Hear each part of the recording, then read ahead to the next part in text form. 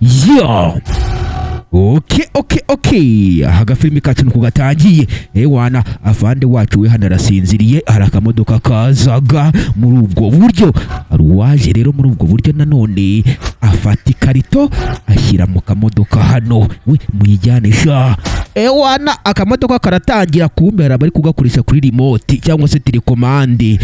Wana ngabo uwitwa Rudomoro ndetse na Gatsimbanyi nibo bari kugira gute ukurura akamodoka bakazana muri ubwo buryo na telekomande wo gacwa we. Wana ukurikiye unareberera sasa iki cyavanyemo agakarito cyitonze. Wana reka turebe birimo sho. Baraza mu gupfundura bitonze kugira ngo barebe kesi kiriya. Barebye neza basanga harimo icyo bita biswi. Wana tuzirika sha zino biswi tuzikegerereho. Ukanya rero barakwereka iki cyakanguye afande wacu.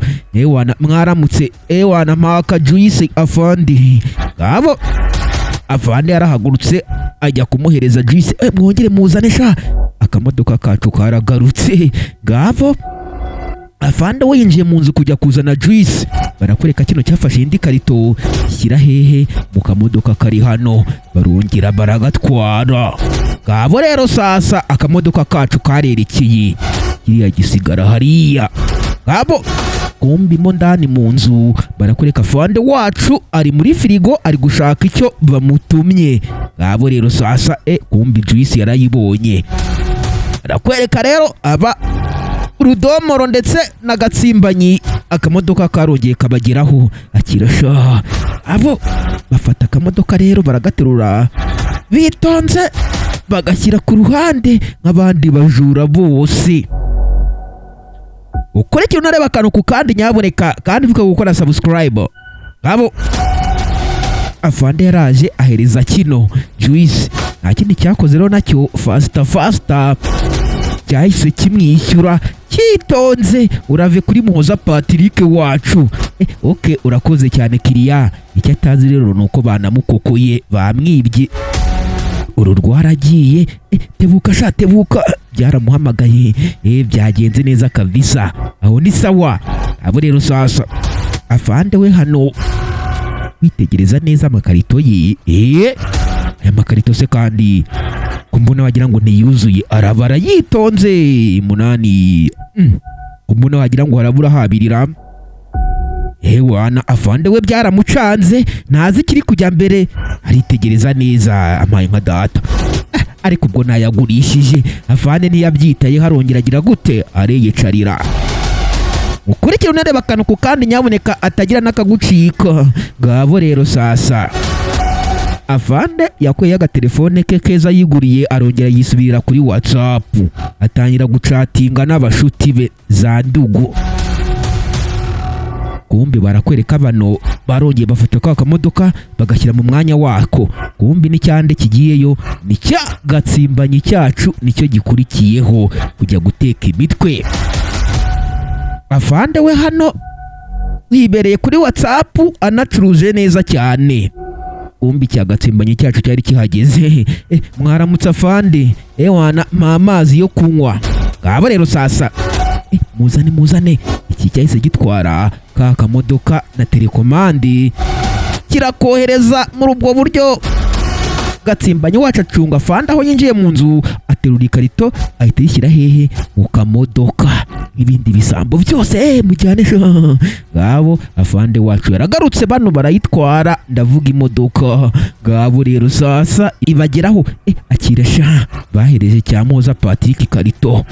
Ngabo rero sasa barongera basubizayo bitonze. Ibintu byabo ntago babikora bahubutse, babikora neza mu buryo bwa bujura. Ngabo rero sasa Rudomoro wacu ndetse na Muhoza Patrick nuko bakanura. Urave kubiyi imyaka rero sasa.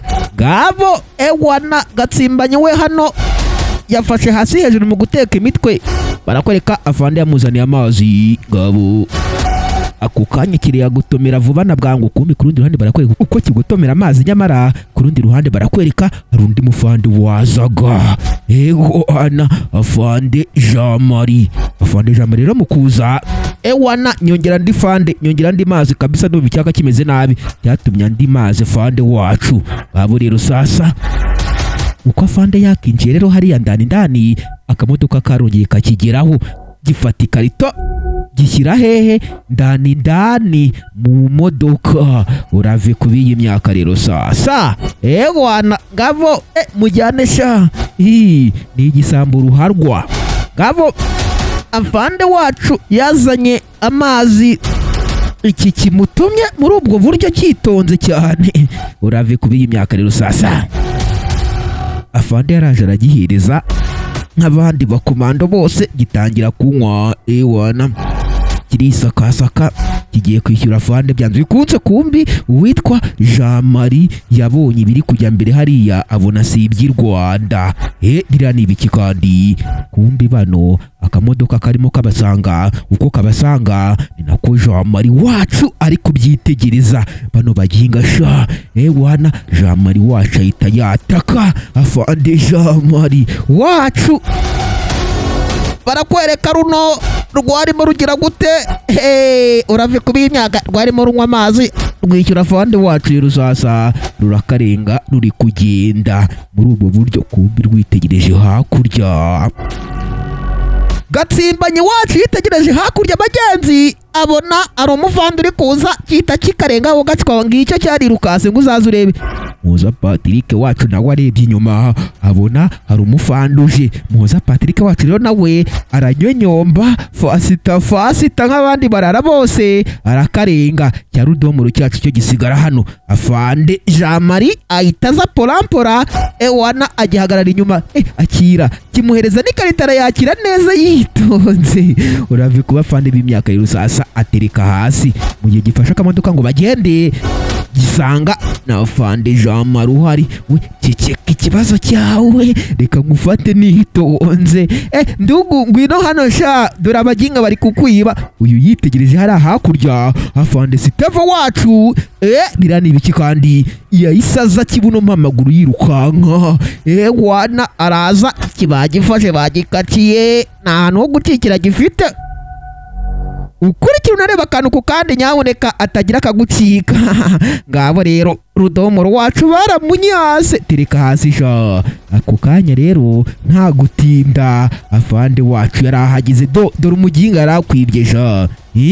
Urushyi rwiza kandi rw'inzobe rwiza cyane. Wa muginga wowe uranyibasha ukanatinyuka nta soni koko. Wana rudomoro wacu batangiye kumucapa bibi cyane. Ngabo rero sasa umuginga dore yarakwibye kabisa. Kirero cya rudomoro cyacu cyateye ibuye ku karere kuko cyari cyagiye kwiba kuri Amishopu. Ibaze rero umuntu nawe ujya kwiba kuri Amishopu nawe unyumvire mwoka byara mu buryo abantu biyahura. Wa muginga we sasa rero n'ubundi niwe wizanye ngwino tukujyane muri ndabyemeye. Afande rero yafashe umuginga yitonze aramubangatana ndetse kandi aranamutambikana.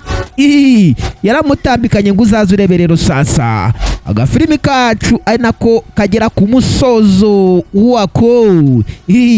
Nyaboneka mbabwira ngo mureke kwiba kuko kwiba nta keza kabyo, mubigendere kure kuko ingaruka zabyo ziba mbi cyane, birangira nabi sana wisanze mu maboko atari yawe.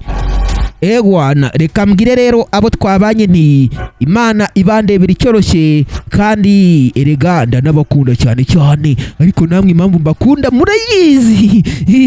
Sasa mukomeze murebe nyine munakura subscribe menshi cyane. Ndabakunda cyane rero, Imana ibandebera icyoroshye. Bye bye.